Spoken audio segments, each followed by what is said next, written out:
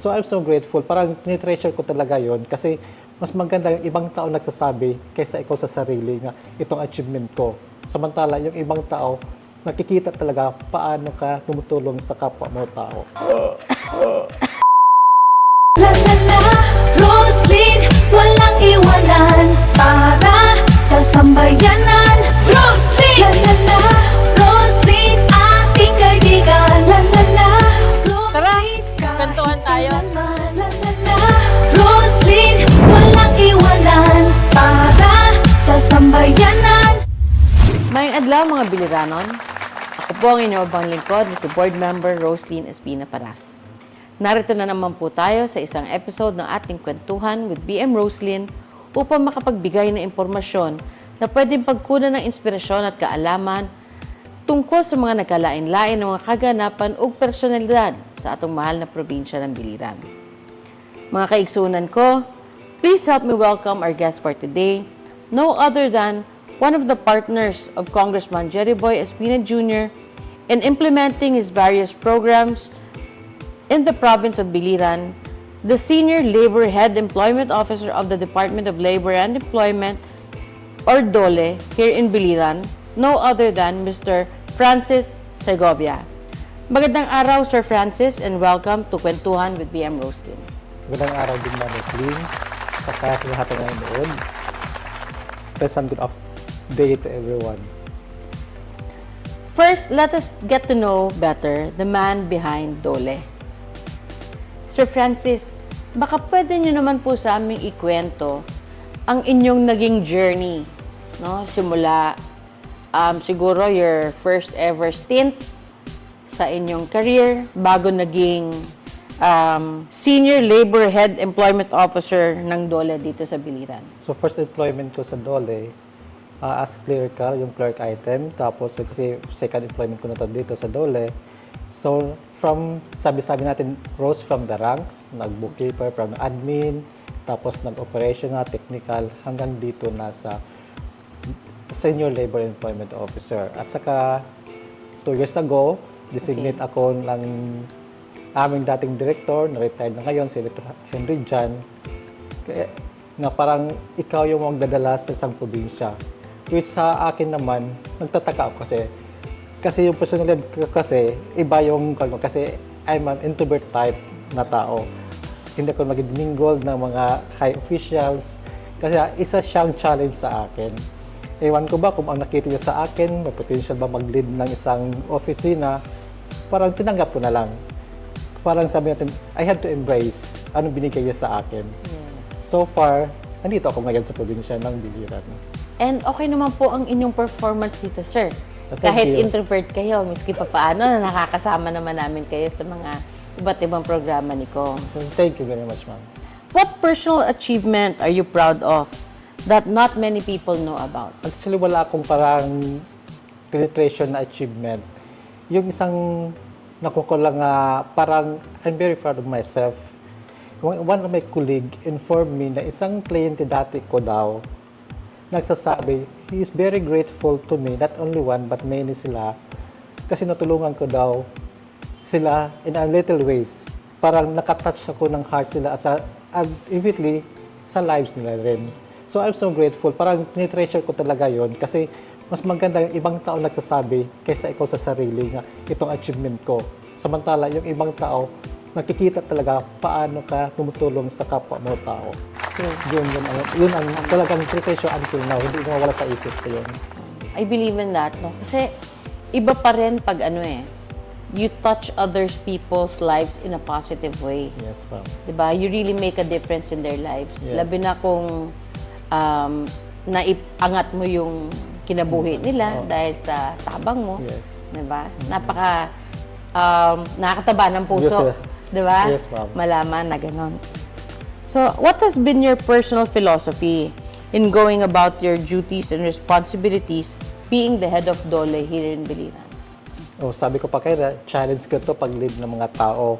Kaya sinasabi ko sila kayo na parang nireflect yung sarili ko na dapat gawin yung trabaho nyo with sincerity, dedication, with honesty, and you have to give extra mile para ma-attain yung natin targets. Kasi yan ang basis natin paano tayo makakakuha ng trabaho para ma-acknowledge tayo nga ganito pala magtrabaho. So yun ang palagi kong ini-instill sa kanila, lalo na sa mga contractors natin kasi parang stepping stone pa nila sa regular positions. Yes. Dapat ganyan ang gagawin nyo para makatulad namin. Maski in a little ways, step by step tayo sa ladder, parang maabot natin yung pangarap. True. Hard work, dedication. Yes, and sincerity. So, And ang extra service dyan, yung service with a smile. No? yes, at saka yung huwag mong kwenta sa oras, Aha. trabaho, matapos yung trabaho. Lalo na sa inyo, alam ko ho, napakaraming documentations. Yun. Diba? Kaya talagang pag magbibilang ka ng oras ng trabaho dyan, patay-patay. Hindi mo may hit ang deadline. Yan po. Diba? Napipressure lang yung kaya ng kabili lang ng oras na hindi siya matatapos talaga. Yes. So, now let us learn more about the institution itself.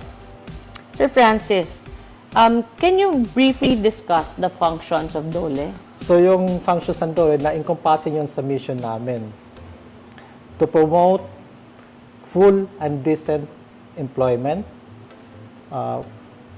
protect workers' rights and welfare, and develop competitive workforce and maintaining industrial peace. Ang yung pamakanda doon sa last part sa regional office namin, nilagay doon closer collaboration with our stakeholders. Yun ang pasubra na parang yan dapat na income kami dyan, susunod talaga. Okay. So, paano nyo po nagagawa yung the latter portion of it? Yung dinagdag na portion sa... Yun, yung kagaya sa amin, pumunta sa inyo, ano itong programa, paano itong gagawin to. Kasi pag wala tayong collaboration, hindi yung ma-attain yung mandate sa amin. True. So yun, importante kasi yung every now and then, may contact tayo sa bawat isa. Doon po sa hindi mga nakakaalam pa, no? Ikwento naman po natin kung ano-ano ang mga programa ng DOLE dito sa probinsya sa Biliran. Okay po. Kasi sa programa kasi marami siya, hinihimay sa tatlo. Employment facilitation, yung sinasabi yung known sa iba, nandyan yung SPES. Ano ibig sabihin ng SPES? Special Program for Employment of Students. Okay. So, yun ang isang sa mga kabataan naman yun. Tapos kasama yung dito sa Biliran, hindi siya applicable yung jobs fit kasi kulang tayo ng industries. Tapos, yun lang ang known kasi yung iba naman na mga programs, yung alien permit, wala naman talaga itong kaunti lang. So, nakapasok lang sa employment facilitation, yun lang SPES. As yung pangalawa naman, employment preservation and maintenance of workers' rights. Yun ang sa function sa enforcement namin.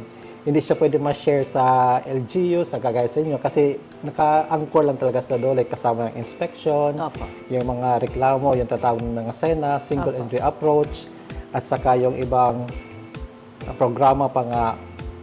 Puro may portion dyan sa TAV, technical assistance visit. Okay. So, with collaboration with mga establishments, pwede papasok siya dyan. So, mayroon pa tayo sa WOODP, yung sa Workers Organization and Development Program, sa isang bureau kasi dalawang bureau yung mahawak sa employment preservation sa workers' rights. So, isa yung sa labor standards, kasama yun sa inspection. Kasi inspection, marami siyang may regular, may complaint, at sama yung technical sa mga industries na malalaki.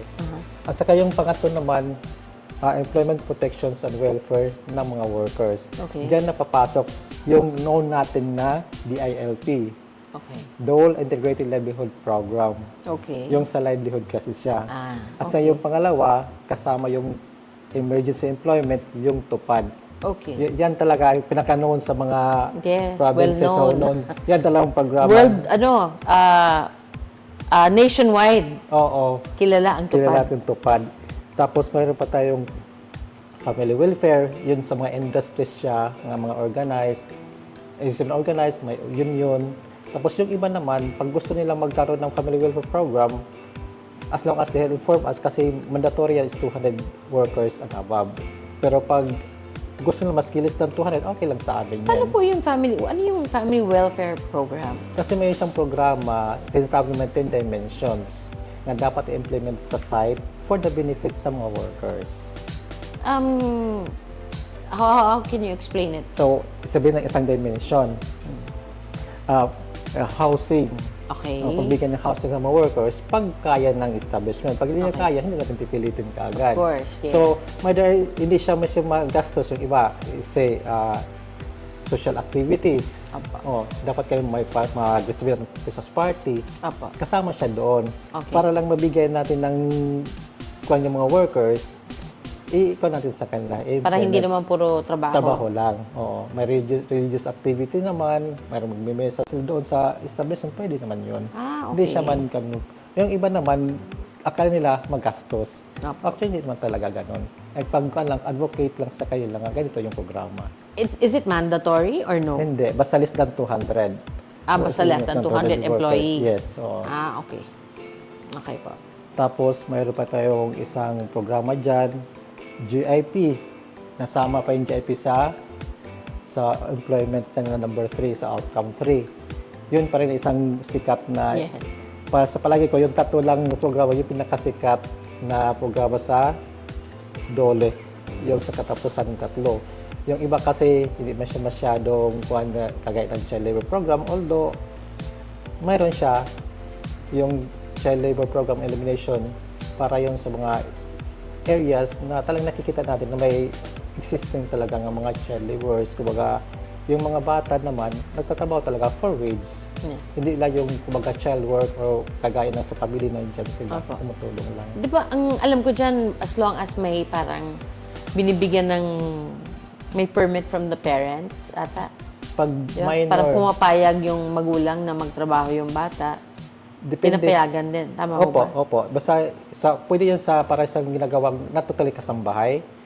Nandyan sa isang bahay, tapos basta at least pinapaaral pa rin. Opo. Hindi ma-hamper yung pag-aaral niya. Yes. So, after school, pwede sabay sa bahay at kung sa mga trabaho.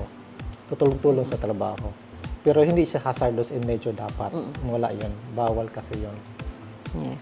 Tsaka alam ko, sir, meron pa rin yung livelihood na pwedeng, yung parang negosyo cart. Tama ba? Part yan sa DILP. Part siya ng DILP.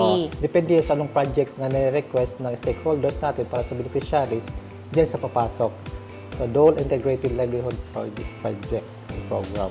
And yung bangka, alam ko, Oo. galing din sa DOLE po yan. Oo, depende yun sa anong proponent, anong gusto ng project. So, na under ibigay. DILP rin po yun? Yes, ma'am. Okay. So, napakarami rin pala talagang programa ang DOLE. Yun nga, tapos ilang tao lang dito. Yeah. Ilan ho ba kayo sa ang regular na ano ng Tatlo DOLE? lang. Dito sa buong probinsya? Mm. Tatlo lang? Kasama ka doon?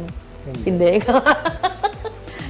Kawawa naman kayo. Actually, marami siyang program. Pwede lang napapansin kasi akala nila ito lang livelihood, saka tupad, at saka GIP.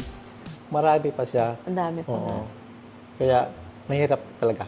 Actually, ang mga kababayan natin, pwede maka-avail ng mga programa ng DOLE. Basta kung may tiyaga lang silang gumawa ng parang business plan, di ba? Opo, individual business plan. Or association ba, pwede? Pwede rin. People's organization. Group category. What about parang employees cooperative, ganyan? Pwede rin po ba yan? Pwede rin sila, pero mayroong restriction sa kanila kasi sa bureau, i-request pa central office. Pag ganon. Pag ganon, organized talaga sila. Pag Opo. organized, dapat registered sila sa BILR. Pag government sector naman, allowed naman yun sa kanila, registered pa sa BILR, sa central office namin, saka i-confirm pa rin sa Civil Service Commission. So masyadong matrabaho Pero talaga. kung People's Org lang, okay na po yun. Yung sa registration sa amin. Pinakamabilis lang. Oo. Yung registration lang sa office, yung association lang. Tapa Yes. na yun, Okay. Sufficient na siya para mag-qualify. As long as may track record din sila. Paano magkakaroon ng track record, sir, kung magsisimula pa lang? Kasi yung track record kasi requirement pag sila diretso mag-avail. Pag mayroong stakeholder natin para magawin ng ACP, accredited co-partner, sila yung magkukuhan sa guarantor ng grupo na parang implementation ng program, dapat sila yung mag-assist sa group na mismo. Okay. Siguro, pag-iisipan natin yan. Pag-aaralan namin. At baka meron tayong mga pwedeng matulungan ng mga Group. additional organizations. Sector na ibang grupo. Opo. na pwede nating ilapit sa inyo, tulungan, para magkaroon din sila ng livelihood. Yes, ma'am. No problem yan.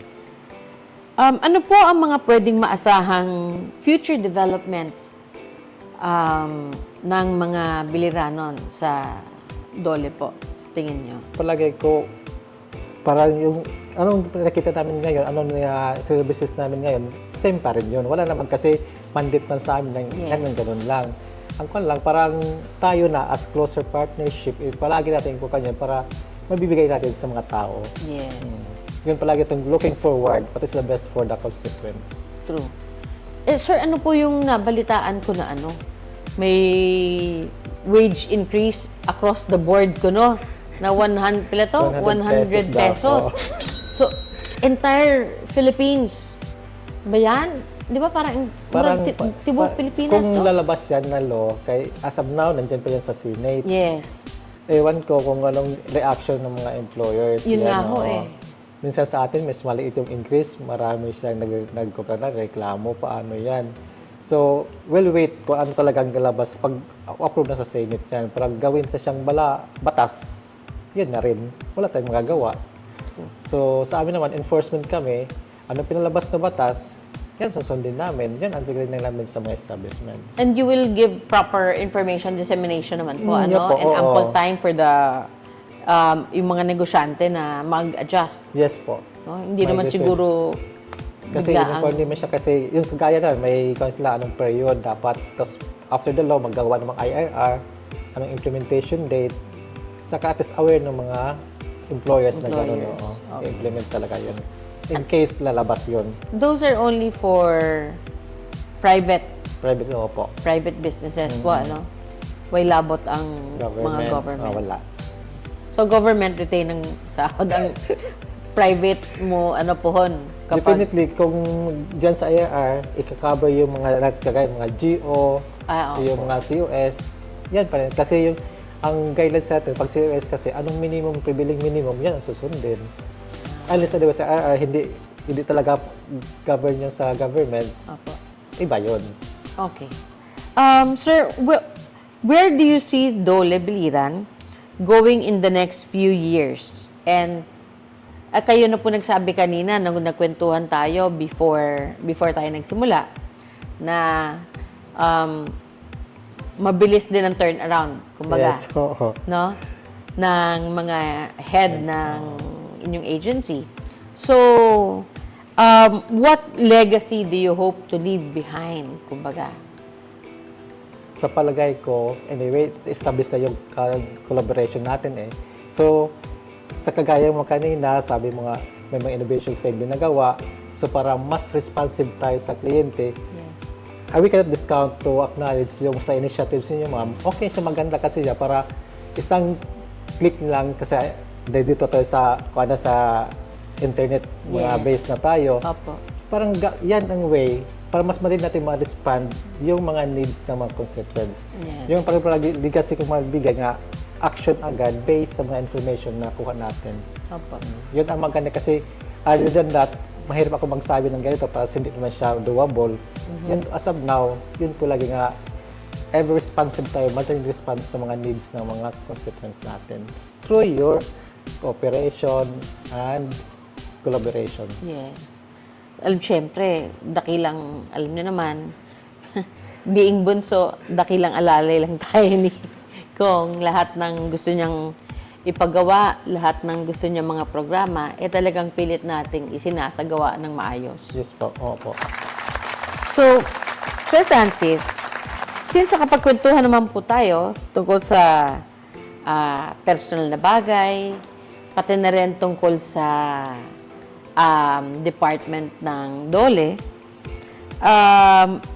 mapunta naman po tayo sa kulitan portion ng ating episode. No? Ngayon, mapupunta tayo sa laro. Ang ating laro na gagawin ngayong araw ay tinatawag na lie detector test. A few moments later. Okay, sir. So, ang ating game ay tinatawag na lie detector test.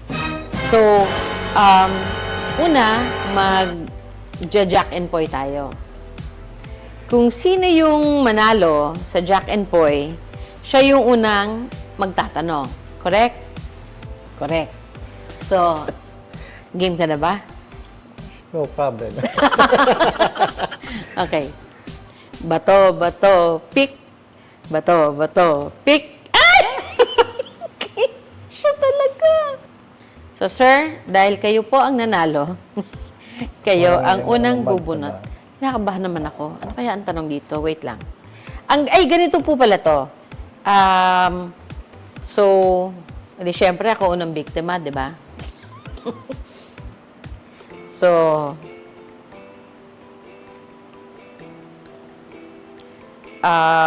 unang press, wala pa yan. Hindi pa kayo magtatanong.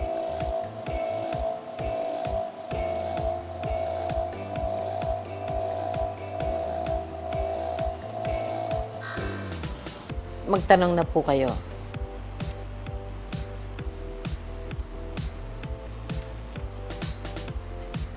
Have you ever secretly looked at someone else's phone? Yes.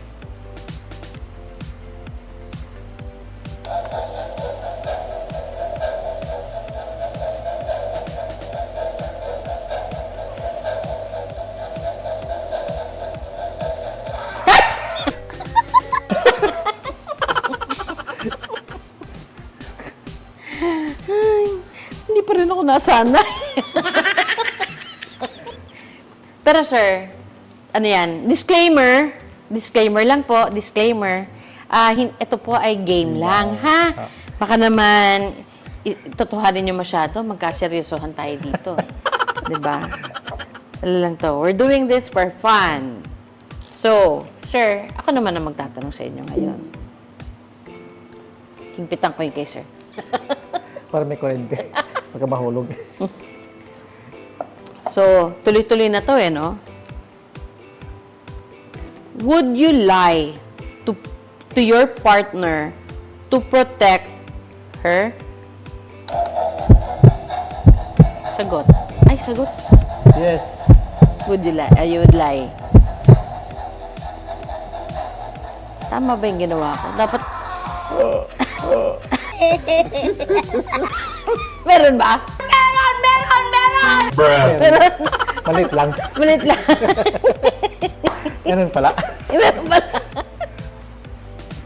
Okay, so kayo naman po. So, ibig sabihin, nag-lie ka? Nag-live to protect her.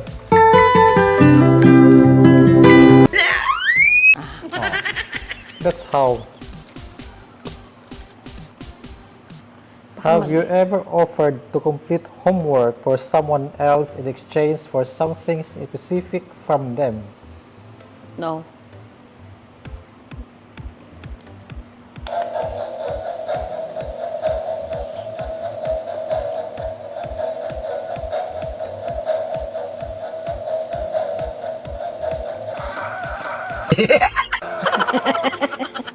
Meron talaga.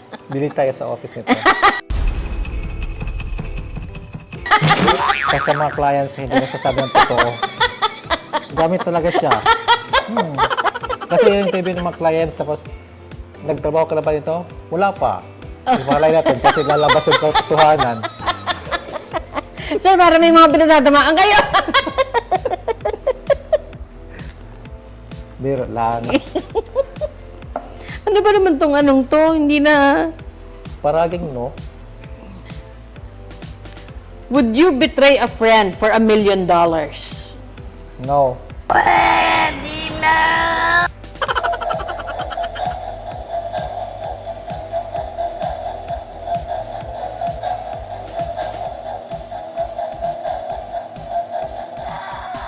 Wala? Wala? Wala. Mayroon. Wala? Oh.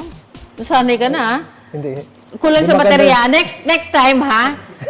Yung car battery gamitin natin. Ano, last na to, last. Last na. Oh, last na. Makailan na ba? Tatlo na, pang-tatlo na tayo. Sige. Si Sir, wala lang. Pwede mag-justify? Nope. Money lang yun eh. No reason. Yung ibang...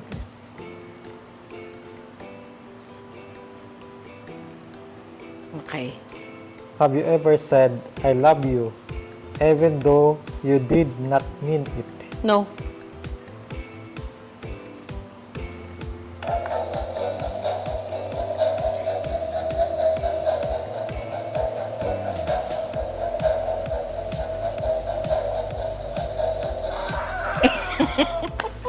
Talaga, Sir! walang, lahat, Lahat sinungaling! sinungaling lahat. Walang kwenta ng laran to. Daghang salamat, Sir Francis, for granting my request for the interview. Labi na nga, dinihabuntag lang na nagsabot. Automatic si Sir. Talagang, as in, same day notice. Same day notice yun. So, I'm so glad to have interviewed you kay nakasabot ko og atong mga viewers sa imong journey sa pagiging head ng DOLE dinhi sa atong probinsya. And at the same time, nakahibawon tanan bahin sa mga nagkalain-lain ng mga programa o kalihukan ng inyong departamento. So, Sir Francis, baka pwede po makahingi ng short message from you. Good day to everyone, to the lahat ng mga nanonood. So, I invite you to continue viewing, like, and share the program of BM Roslyn, yung tatawag natin Kwentuhan with BM Roslyn. Kasi maganda siyang programa, lalo sa mga government agencies na ipaabot kung ano yung serbisyo na binigay namin sa lahat ng mga constituents dito sa probinsya. So, hindi lang sa dito sa set na to, pwede kayo pumunta sa opisina, mag-inquire kung anong dapat yung gawin. So, dapat lang, open lang yung communications natin para ibigay sa amin yung anong gusto nyo malaman namin para both tayo makaintindihan ng mabuti. So, yan po, ma'am. Thank you, sir. So, sa ating mga viewers, sana po ay may impormasyon, aral at inspirasyon po kayong napulot sa ating kwentuhan ngayong araw. Huwag ko natin kalimutan na i-follow ang ating FB account at mag-subscribe sa atong YouTube channel na parehong Roslyn Espina Paras po ang mga account names ito. Palihog, paki-like ug share din po ang ating mga post sa mga ito upang mas dumami pa ang makakakuha ng aral at katatawanan, labi na sa atong mga kaigsuunang biliranon. Muli, ito po si Roslyn Espina Paras. Tara, kwentuhan tayo!